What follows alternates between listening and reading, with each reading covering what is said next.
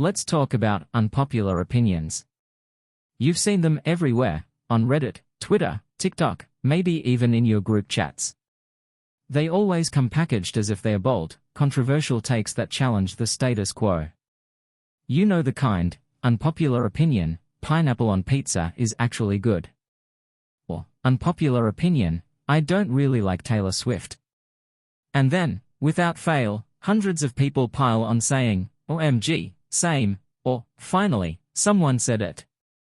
Here's the thing, those aren't unpopular opinions. They're opinions fishing for validation, masked as edgy hot takes. And honestly, it's exhausting.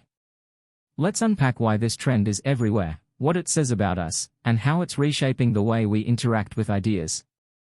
First, let's address the obvious: why do we call these opinions unpopular when they're clearly not?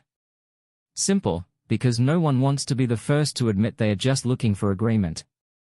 Labeling an opinion as unpopular makes it sound like you're brave, like you're some maverick standing against the masses. But in reality, you're just hoping a crowd shows up to tell you you're right. It's like a psychological safety net. By calling your opinion unpopular, you're preempting criticism. If people disagree, well, you already knew it was an unpopular opinion, so you're immune to pushback. And if people agree? Bonus points. You're not just right, you're the voice of the silent majority. Here's the irony: the moment you post an unpopular opinion and it goes viral, it's no longer unpopular. The fact that it resonates with so many people proves that the opinion was always lurking just beneath the surface. You didn't invent the thought, you just said it first, loudly, on a platform with an algorithm. Take the pineapple on pizza debate. Is it really that unpopular? Because every time someone brings it up, there's a tidal wave of defenders who insist it's their favorite topping. At this point, the pineapple on pizza discourse is less about actual taste preferences and more about participating in the performance of having a quirky, divisive take. Unpopular opinions have become a meme. It's like we're all playing a game where we pretend to be polarizing, even though we know deep down that plenty of people feel the exact same way. Social media makes this worse. Algorithms reward engagement, and what gets engagement? Drama, controversy, and people feeling seen. So when someone posts an unpopular opinion, the platforms amplify it, not because it's brave or unique, but because it sparks a reaction. This creates a feedback loop. You post an unpopular opinion. People agree with you. You get likes, retweets, or comments. Suddenly, you feel validated, not just as someone with an opinion, but as someone who's right. It's like crowdsourcing your self-esteem. But here's the problem: this isn't how ideas evolve. When everyone's goal is to validate each other, we stop questioning whether the opinion is actually worth debating. It's not about truth or nuance anymore, it's about who can present their take in the most relatable, retweetable way. Now, let's get real for a second. Truly unpopular opinions do exist, and you can tell because they usually spark discomfort, not agreement. These are the opinions that challenge deeply held beliefs or social norms, the ones that make people defensive or even angry. For example, saying something like, "We glorify productivity too much in our culture," might ruffle some feathers. Why? Because it forces people to examine their own lives, their own values. That's a truly unpopular opinion. It disrupts, it provokes, it doesn't just sit comfortably in a comment section full of people nodding along. But those kinds of opinions are rare, and they are hard to express without facing real backlash.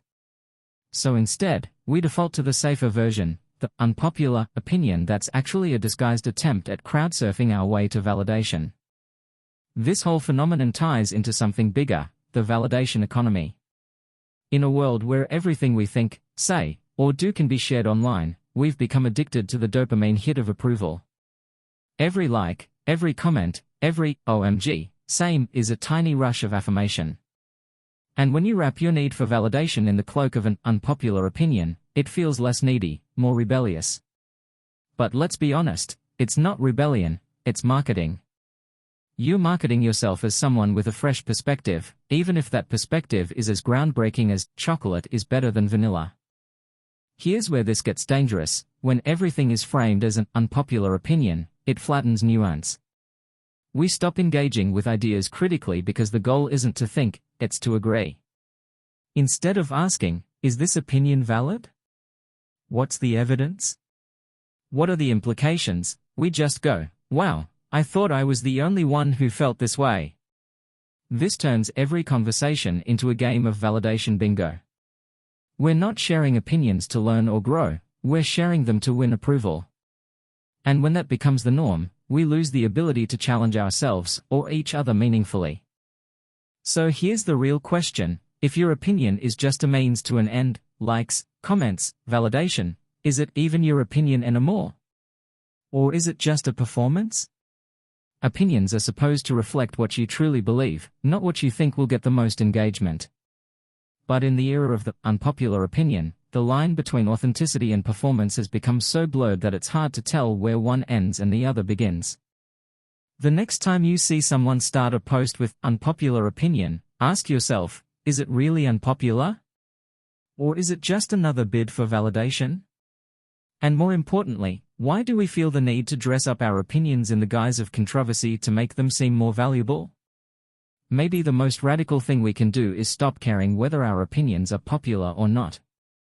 Maybe the goal shouldn't be to find agreement but to find honesty. Because at the end of the day, the world doesn't need another unpopular opinion, it needs people who are willing to think critically, speak authentically, and challenge the status quo for real.